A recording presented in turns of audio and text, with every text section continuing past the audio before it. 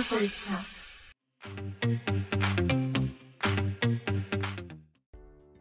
Hello everyone, welcome back to Book Buzz, where we go into the latest and greatest in the literary world.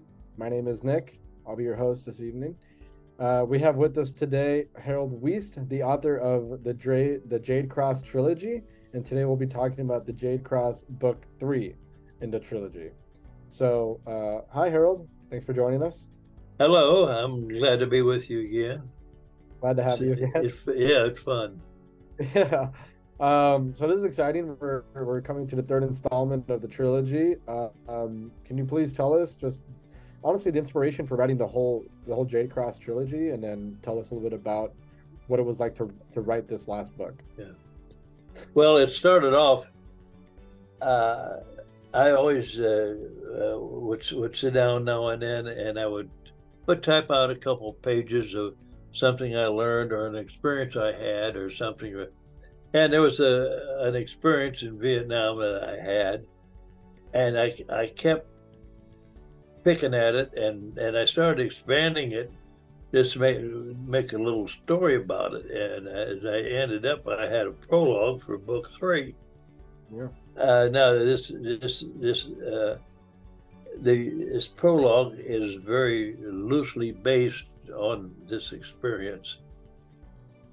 And in it, I come up with a Jade Cross that had been buried, and it was discovered. Then it was reburied on a patrol in Vietnam, and then it started branching out into more than just this story about it. It like I say, it turned into like a prologue for a book, and I kept moving on from there, and I started developing different characters and different types of actions by a dangerous Vietnamese gang and their leader, and so on and so forth. And I just kept going and kept building from on events and everything. As an example, I had been a mall security supervisor, and that's kind of the position I had put the main protagonist in. Mm-hmm. And between the first and second books, he had acquired a Vietnamese lady for a live-in. Now, that's all explained later on in the book, but in the beginning, it just refers to her as his live-in. But he had actually, when she was 10 years old and he was in Saigon with his going to his interpreter's house, he saved her from being raped by a Vietnamese soldier. Yeah. And she had fell in love with him at 10 years of age, and that carried on. And as I say, it's later on in the book. Yeah, you'll find the story about it and how they actually got together. Mm-hmm. And things kind of inspired me as I go along, and I think about the different characters I put in. One of them was a Vietnamese who was kind of an assistant to the main bad guy, mm-hmm. or his right-hand man. And this individual, probably not the smartest person in the world, but he's very, very talkative. He would carry out anything the major antagonist wanted him to do. Mm-hmm. And he ended up giving a lot of information to the police free-handed with no problem. He helped cover up things for years. And the protagonist, or rather the antagonist himself, as I built this guy, he believed that he was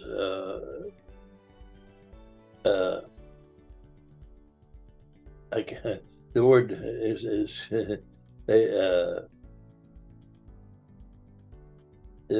the word escaped me. It's about reincarnation. He thought he was the reincarnation of this Vietnamese hero. And now I would like to comment on that hero. He was born a Vietnamese prince, but however, in the 1290s, he repelled two Mongol invasions of the North Vietnamese area. And he wrote a book. It was all about booby traps, guerrilla warfare, and so forth. So you might be able to call him the father of guerrilla warfare. But anyway, this book, there's at least one copy left that's in Hanoi, and his book was followed by the Viet Minh, and then later the Viet Cong and North Vietnamese, and so on and so forth. So it was a very important book in history, and he thinks he's this man. Yeah. He doesn't realize that all of Vietnam has already been merged. Yeah. But he thinks he's going to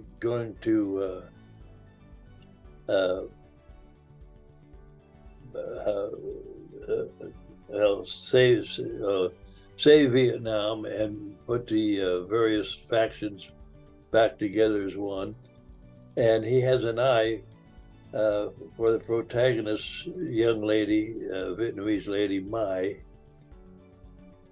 And he wants her, and he also wants that Jade Cross. Yeah. Yeah, because he knew about it and about the burial, and he had visited Vietnam and found out that the cross was not where it was reburied. And he has a feeling that Travis Tolbane and some of the guys that he was on patrol with there had it, and he started going about torturing these people and killing them. And one of the individuals that was killed was, or I should say, mutilated and staked down like Christ on a cross. Was the stepbrother of this young lady Mai that was with Tolbane. And he wanted her and the Jade Cross, and he wanted to unite Vietnam and have her sit on a throne beside him and this, that, and the other. And he starts off with a gang, and that gang actually eventually is pretty much decimated. And he has no compulsion about killing members of this gang that he's assigned to do things and they don't do him right. He'll just outright kill them. He is actually a sociopath, and he is a piquerist. Now, a piquerist is an individual that feels the need to get under another person's skin. And you could say that his knife is an extension of his sexuality. He generally goes after people, and with his knife, he goes after the chest, groin, and buttocks areas, and the individual normally will bleed to death. It's a very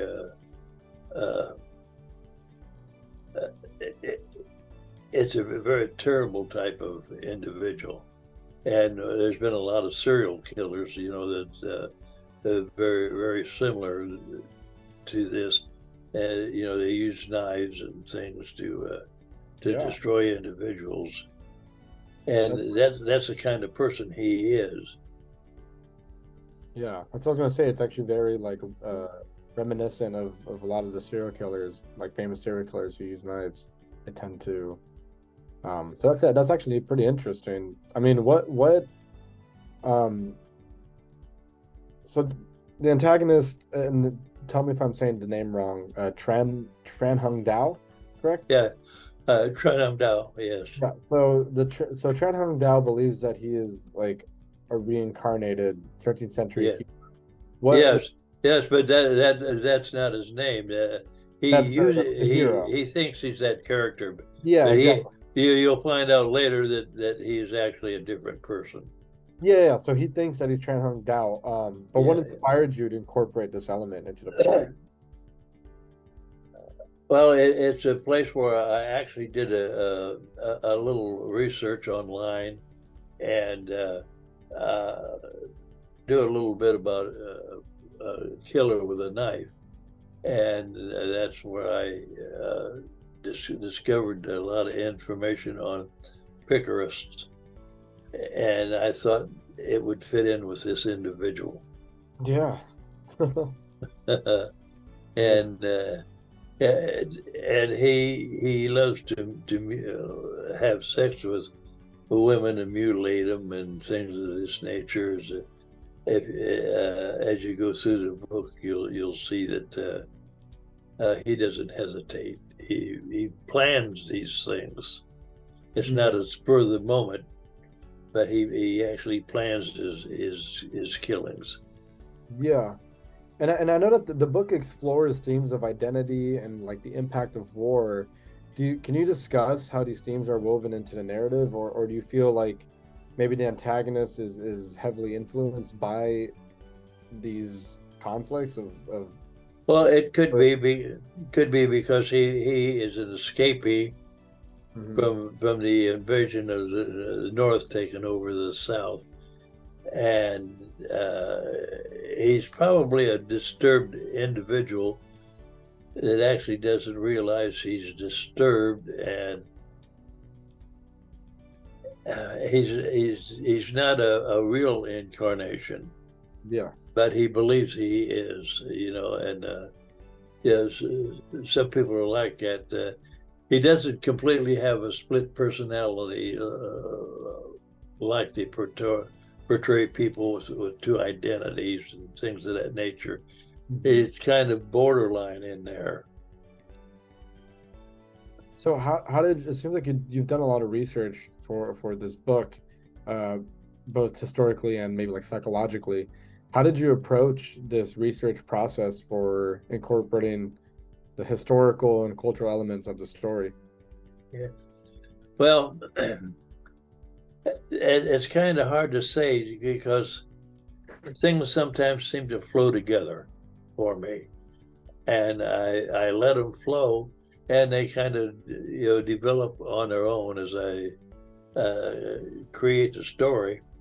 I may start out sometimes with one idea, and once I get typing, I end up with another idea because maybe that one when I see it in print doesn't seem to gel, It seems so. and then I look for another way to express it.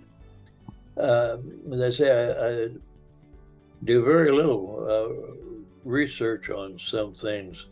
Now, I did have to do some research on Tran Hung Dao and some other things, but as you go on in the story, yeah, I've been to.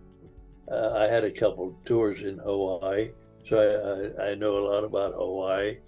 Hong Mhm. Kong, I was in Hong Kong 4 or 5 times during my military career, Yeah. and of course down in Vietnam, and I was doing operations down in Hoi An City with the what they call Chu Hoi. Chu is a word that means appeal, and Hoi is like a returnee, so they're called Chu Hoi. It's a Chu Hoi program was an open arms program to uh, bribe or entice the enemy to come back to the government side. Mhm. And they get re-education. They will learn trades and things. Yeah. They would relocate them and their family. And one important thing is we had kit carts and scouts from them. These were the enemy that went back through the Chu Hoi program. They came out and they went back to serve the government in the area in which they had operated as an enemy. Mm. And so they were very important to our Marine and Army units in the areas where they were operating. Wow. So, because you talked about, let's say, like Hoi An, Vietnam, but this book also takes place in various locations, including like Honolulu, Oh uh, yeah, Kowloon, Hoi yeah. An again. So, how did you approach capturing the essence of these different cities? Obviously, you've had some personal experience. Well, he's fleeing, and he, if you'll notice, he has a flight going to one place, but he gets off the flight early and goes another place. Yeah. So he's like hopping from place to place. Hmm. Uh, he may have a desire to visit these places as a tourist, maybe at one time, but however, they just seem like the places for him to flee to because he's actually afraid of people finding him. He knows people are after him, and so Yeah. he's kind of hopping from place to place, taking a long way around, and enjoying and killing and so on and so forth. I say it's not killing. Uh, Killing you do in self-defense of yourself or others. It's murder and it's done with malice and so on and so forth. And so he continues murdering people because uh, it's in his psyche to have this need to, let's say, get under the other person's skin Yeah. as he's a piquerist. So he wants to enjoy himself, but he wants to be able to carry out his particular uh, fantasy or obsession, whatever you want to call it, Hmm. of doing things to ladies. Yeah.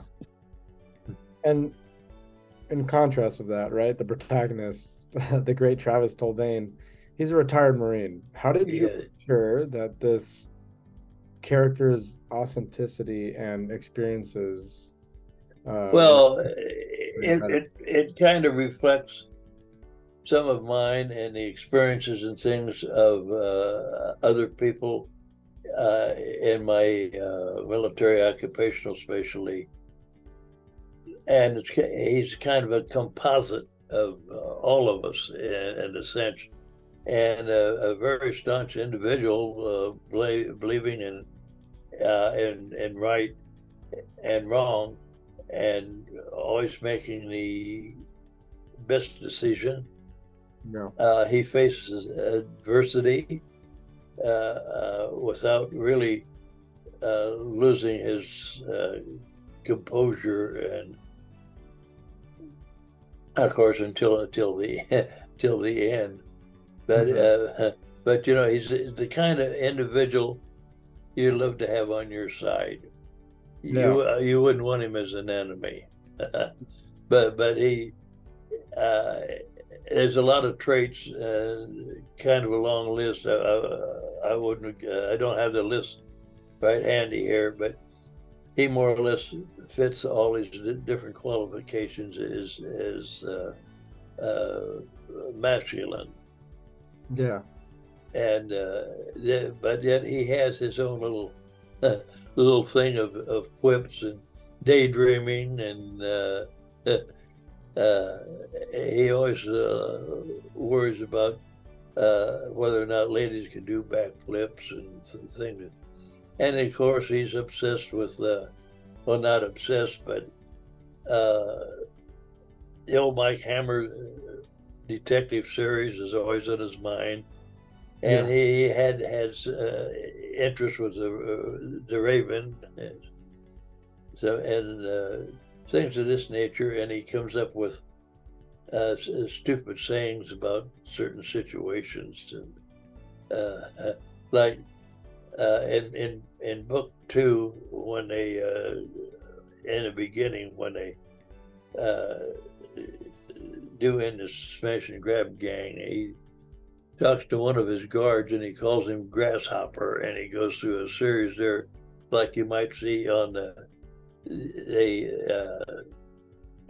that kung fu series that they had with Carradine. But anyway, he always finds some kind of quip, or he turns things upside down as he speaks, and uh, so he has this other side to him besides the masculinity, but it's more or less something that is people begin to expect it from him. And you'll notice that especially his partner is always cutting him down after he makes these weird statements and things, telling him how loop-de-loop he is. And so there's kind of I think it's kind of a comedic type thing between the two of them, Yeah. And I think that makes him more of a real character than just a storybook hero, and kind of two sides to him. And he really loves this Vietnamese lady he's with. Yeah. And they also have other people in their circle. A waitress at a Waffle House that is friends with him, that they socialize with. Yeah. And his old interpreter, Ba, eventually gets mutilated in the beginning of the book. And later they find out another Marine that had been on this patrol that found the cross had the same thing happen to him. And so they had an adventure there. And the way it turned out, there was a car chase, and this car wrecked, and they found in the trunk was a Vietnamese priest that these guys had kidnapped. And this priest happened to be one of the friendlies that had ambushed him in the beginning of the book. The priest was kidnapped in Carthage, Missouri. In Carthage, they have this big. It's more than a church and admin building, but every year they have what they call Marian Days, and Vietnamese come from Canada, Mexico, and from all other for about a week or so, and they have a big Catholic deal there. Yeah. And I know about that because I've been in Carthage a few times. I had relatives up there. And so that got incorporated. Well, this priest doesn't like what happened to him, so he more or less joins in. And now we've got Tolbane, his detective friend, his girlfriend, and a priest. And they make a nice combination, and they're after the antagonist, and so they follow him, and they work with the police departments at all these places along the way, and find out what the individual's been doing and so forth.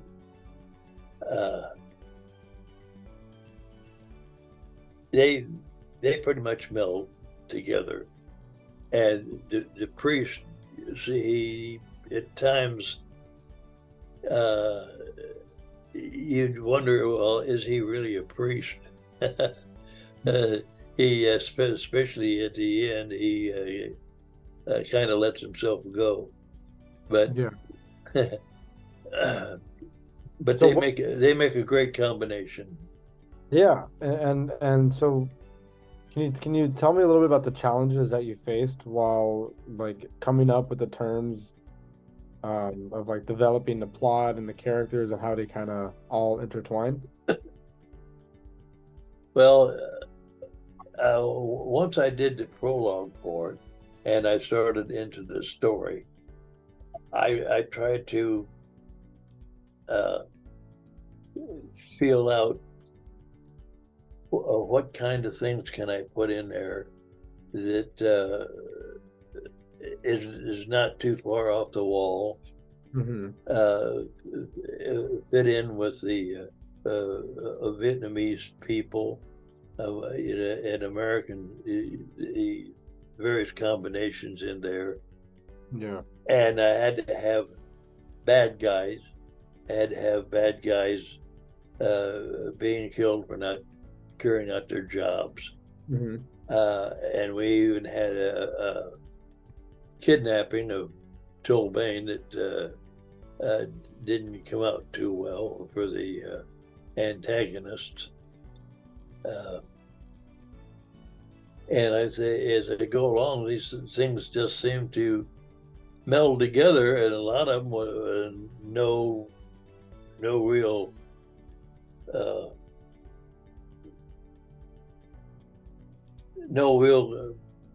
development. You know, it just spontaneous, more or less.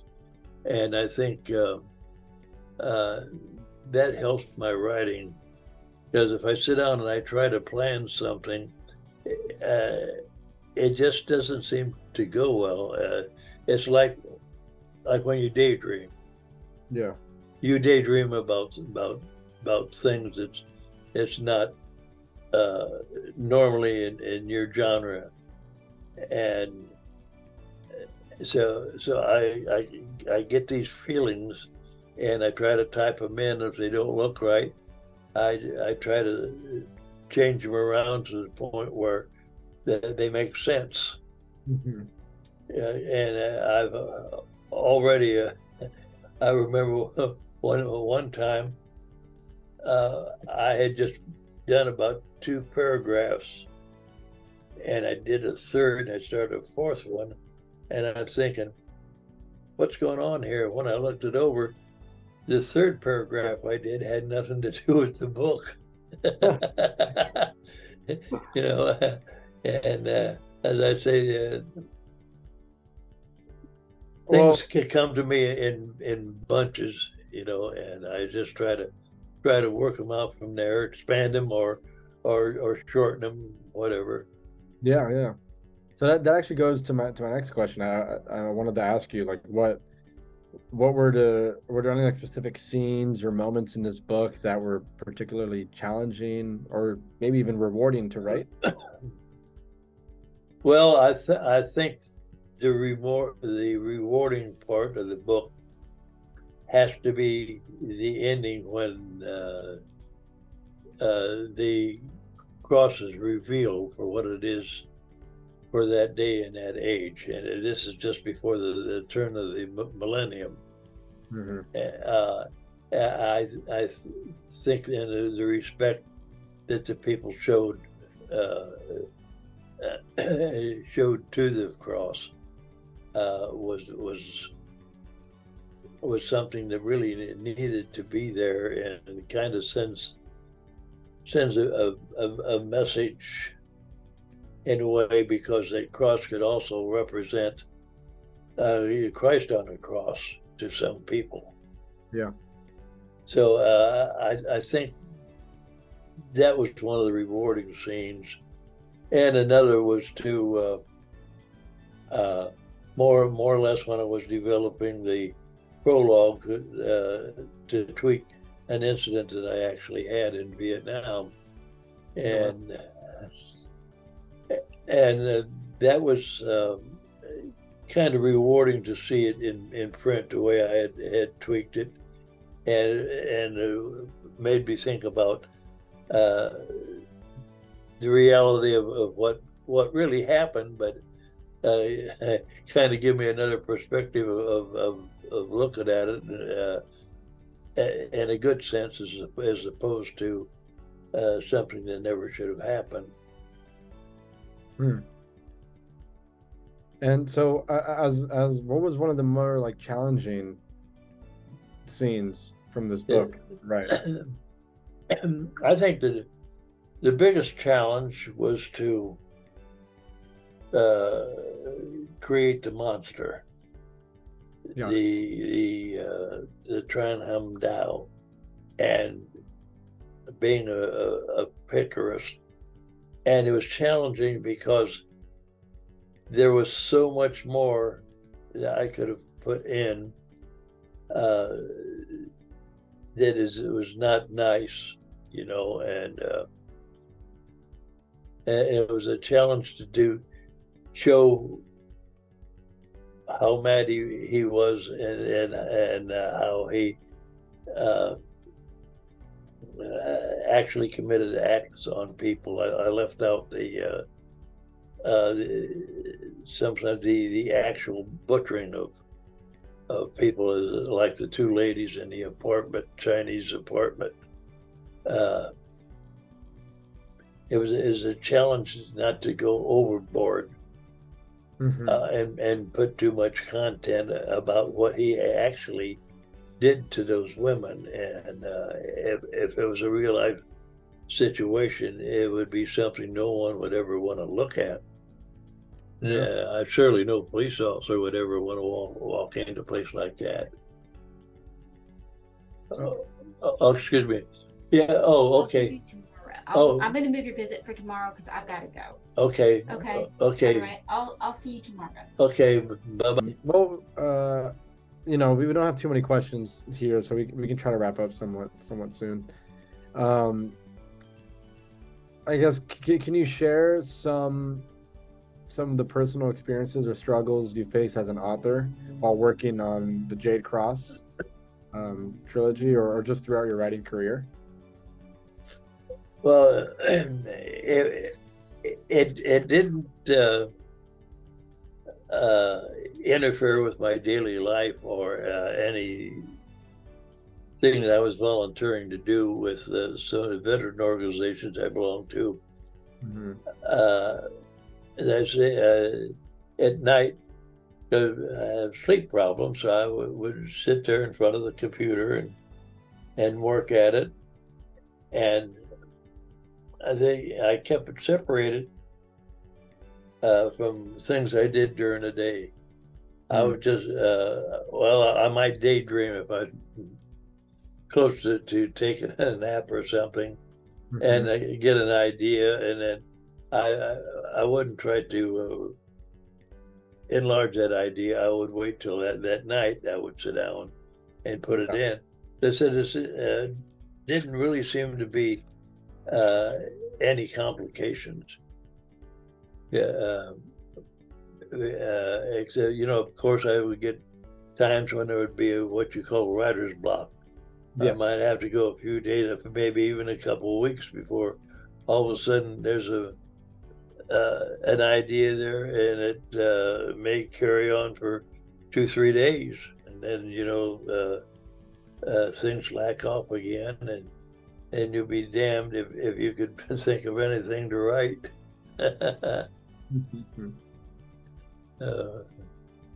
And so as an author, what did you find the most fulfilling about the writing process? Well, I would use the spell checker and everything I could do, the editing part, and I would swear that after going through, see, as I would do 2-3 pages, I would go back over them 2 or 3 times and to make sure everything's right. And then when you submit your book to the publisher, when it goes to the editor and it comes back to you, and it's just loaded down with red print. The first time I saw that, I thought, oh my goodness.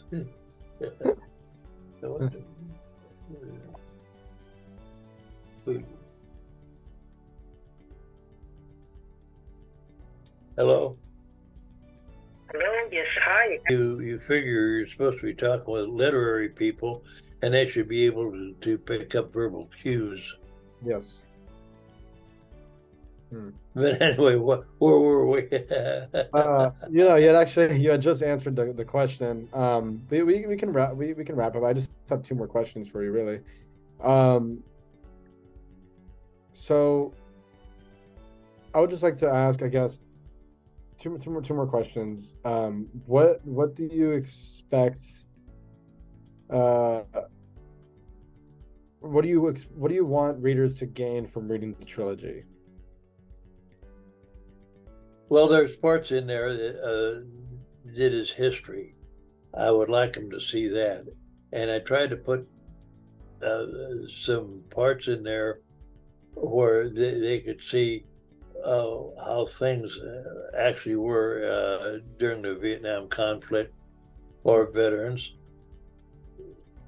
And I would like them to understand the things about these smash and grab gangs, and also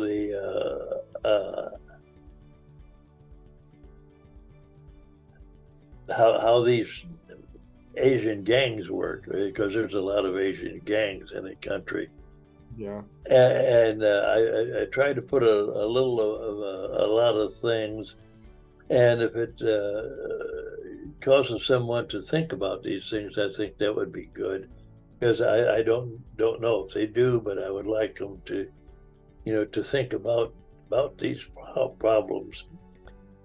But I think understanding a little bit of what our troops went through in Vietnam is important, because during this monsoon season, as they're out in the field for could be a couple months at a time, and they sleep in the rain, and water puddles and mud holes, and sleep sitting up against something. It's just kind of a horrible life, Yeah, for anybody to have to put up with. But those veterans, they turned out to be better people for what they went through. And I didn't want to touch on PTSD, because it's a very very difficult subject to really discuss, because I feel there's different types of it from different types of experiences, and I think sometimes their everyday life will affect their PTSD and things and it's just a shame that we lose veterans to it and Agent Orange and things of that nature. Yeah. And I would hope they would understand those things, and plus I want them to enjoy the book, because you have people out there that really love mysteries and shoot 'em ups and murders and stuff like, they enjoy reading that stuff. And I just hope that they would enjoy what I've written, and would the main thing is, would they tell a friend that they should read this book? I would hope so, but I'm sure you don't know. Yeah. So I guess my last question for you would be, what can readers expect from you in the future? Like, are there any upcoming projects or ideas that you're currently? Oh yes, I sometime this month, a book called Tolbane Retires. He's the main character, of course, of books 2 and 3, and it's about his 30-year Marine Corps career and how he ended up in Mount Juliet in Nashville is really not included with it, but it has love storylines, and it has places where operations they were on had been compromised, and there was different shoot 'em ups and things of this nature, and it's a very interesting book. And then I started another series. I've got 2 books completed, and about a third of the way into my 7th book. And these 3 is it's about kind of dedicated to our women Marines. Mhm. And it's a detective agency that ends up, most of the employees are all retired women Marines, and they have a lot. They have a lot of shoot 'em up episodes and this and that and the other, and Mhm. whether they get to show off the things that they had learned. They're all decorated from combat operations and things, and I think it's a pretty good series. The main protagonist, the guy that who owned the detective place of course, he later married one of the Marines, but the adventure that they had, and he's kind of a tongue-in-cheek guy, and makes weird comments sometimes, and it's a love story, and you got crime and criminals and murder and mayhem and things through these three books. So I have no idea when they might go to any of those would be going to press. But as I say, the fourth book, Tolbane Retires, should be out Amazon and Barnes and Noble before the month's out. I'm presuming. Oh, wow, that's great. I'm actually really happy to hear that. Yeah. And I love that you got some more creative stories up in there too. Yeah, well, you'll find out these women Marines they're not docile. They're kick ass. I know, I bet. I love that you're showing that side of the Marines too, and kind of representing um some groups that maybe don't get that represented very Yeah. often. But I would like to comment,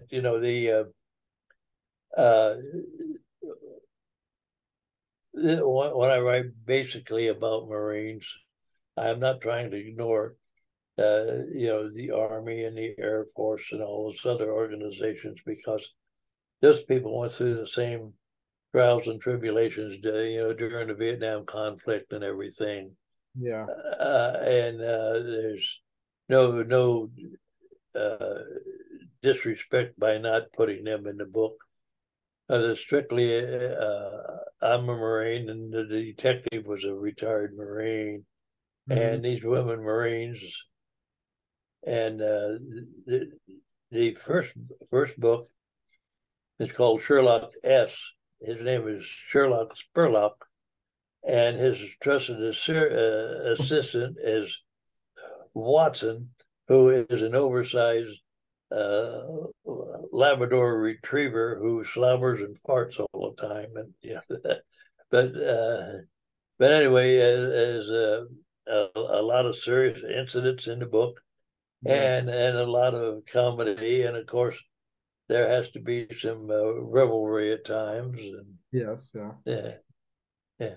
But I think it'll be a very interesting series.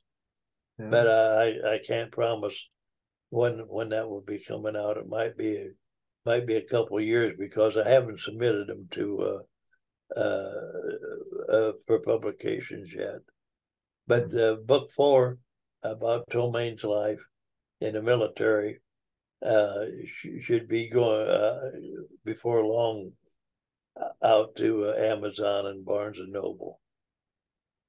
Great. And of course, the Jade Cross Trilogy is available at Authors Press and Barnes and Noble, and this one, Apple Place. I can't ever remember the name of it. And was it iTunes too? I don't know. Anyway, I saw one thing that indicated the books were on some other websites, but I don't remember where they are. I'd have to dig back through some of my emails to find out what the name of those places were. But anyway, the book's out there.